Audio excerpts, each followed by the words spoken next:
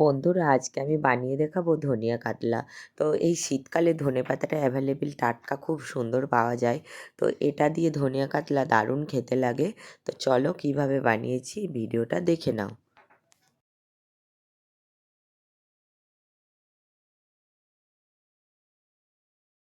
ধনে কাতলা বানানোর জন্য এখানে আমি 5 পিস কাতলা মাছ নিয়ে নিয়েছি।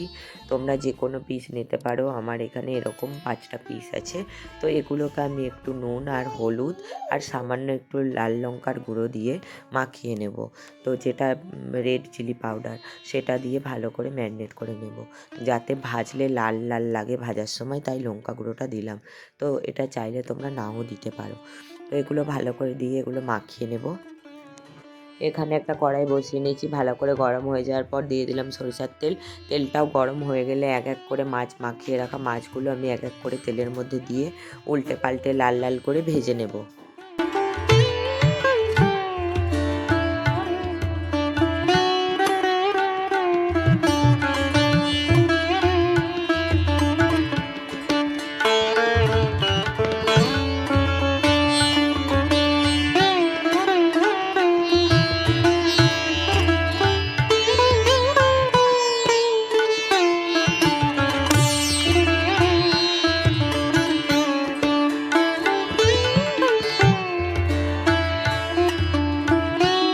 মাছটা আমার ভেজে নেওয়া হয়ে গেছে। মাছটাকে আমি এবারে নামিয়ে রেখে দেবো।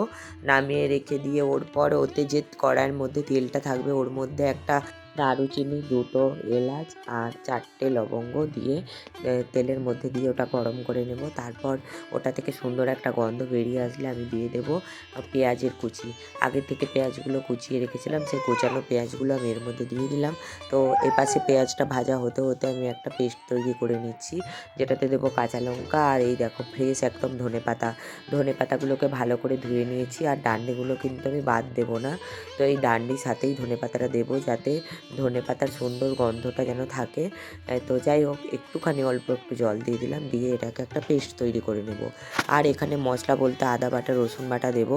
আদা আর রসুনটা আমার আলাদা বাটা আছে, তাই ওটা আর একসাথে বাটলাম না। তোমরা চাইলে একসাথে দিয়ে বাটতে পারো। তো এখানে দেখো পেঁয়াজটা ভাজা ভাজা হয়ে গেছে। এবার আমি রসুন দিয়ে দিলাম 1 চামচ, দিয়ে এটাকেও ভাজা ভাজা করে নেব। তারপর দিয়ে দেবো 1 চামচ আদার বাটা, সেটাকেও দিয়ে ভালো করে একটু নাড়াচাড়া করে নিয়ে এগুলোর মধ্যে থেকে কাঁচা গন্ধ বেরিয়ে গেলে তারপর যে ধনেপাতা আর কাঁচা লঙ্কার পেস্টটা রেখেছি, ওই কাঁচা লঙ্কাটা আমি এখানে দিয়ে দেবো বাটাটা। তো এখানে তোমরা কাঁচা লঙ্কাটা যে যার ঝাল যতটা পরিমাণে খেতে চাও সেই পরিমাণেই দিও, কেন কি এখানে গুঁড়ো লঙ্কার কোনো ইউজ হবে না। তাই কাঁচা লঙ্কা যে যতটা পরিমাণে ঝাল খাবে সেই মতো দিয়ে দেবে। তো দেখো, এখানে আমি এবারে ওই বাটা মশলাটা দিয়ে দেবো। তো বন্ধুরা, ভিডিওটা চলাকালীন একটাই রিকোয়েস্ট, ভিডিওটা ভালো লাগলে লাইক করো, কমেন্ট করো, শেয়ার করো। আর যারা আমার চ্যানেলে নতুন আছো তারা অবশ্যই চ্যানেলটা সাবস্ক্রাইব করে পাশে থাকা বেল বাটনটি বাজিয়ে দিও, যাতে আমার ভিডিও তোমরা সবার আগে দেখতে পাও। দেখো, ওই মশলাটাও দিয়ে দিলাম, দিয়ে আমি এখানে একটু হলুদের গুঁড়ি দিয়ে দিলাম, দিয়ে ভালো করে মশলাটা কষিয়ে নেব। মশলাটা থেকে সুন্দর করে একটা তেল ছেড়ে আসবে, ঠিক সেই সময় আমি আগের থেকে ফেটিয়ে দই রেখেছি কিছুটা, তো সেই দইটা আমি এখানে অ্যাড করে দেব। দেখো, দইটাও দিয়ে একটু লবণ দিয়ে দিলাম। লবণটা তো প্রথম থেকেই দেওয়া হয়নি, তাই আমি একটু পরিমাণ মতো লবণ দিয়ে দিলাম। দিয়ে দুটোকে, আর আঁচটা কিন্তু দইটা দেওয়ার পরে একবারে কমিয়ে দেবে, নইলে দইটা কেটে যাবে। তো দেখো, দইটা দেওয়ার পরেই আমি আঁচটা কমিয়ে দিয়েছি, আর সমস্ত মশলাটা কষিয়ে নিচ্ছি। দইটা থেকেও সুন্দর একটা কালারও চলে এসছে দইটা দেওয়ার পর, আর জল বেশ একটা তেলটাও ছেড়ে গেছে। ঠিক সেই সময় আমি গ্রেভি তৈরি করার জন্য এখানে গরম জল দেব। অবশ্যই কিন্তু গরম জল দিও, আর গরম জলটাতে ফুট চলে আসলে, গরম জলটা যখন ফুটে আসবে ঠিক সেই সময় মাছগুলো এক এক করে দিয়ে দেবে। তো তোমরা যে যেমন পরিমাণে গ্রেভি খাবে সেই মতোই নামিও। তো দেখো, বেশ ভালোভাবেই মাছের যে গ্রেভিটা ফুটছে, ঠিক সেই সময় মাছের টুকরোগুলো দিয়ে দেবো। তোমরা বন্ধুরা এই শীতকালে এই রান্নাটা করে খেয়ে দেখো, খুবই খুবই ভালো লাগে।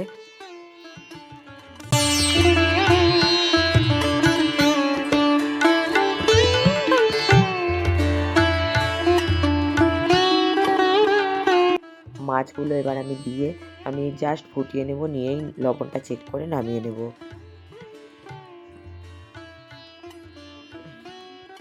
তো তো দেখো বন্ধুরা, মাছটা থেকে খুব সুন্দর একটা গন্ধ বেরিয়েছিল আর সত্যিই খুবই খুবই সুন্দর হয়েছিল। তো চলো বন্ধুরা, এবার আমি এটা প্লেটে ঢেলে নিই আর নিয়ে এবারে আমি ভাতটা খেয়ে নেবো। তো চলো বন্ধুরা, ততক্ষণ তোমরা ভালো থেকো, সুস্থ থেকো, সাবধানে থেকো। আবার আমি আসবো নতুন একটা ভিডিও নিয়ে। Tata, by.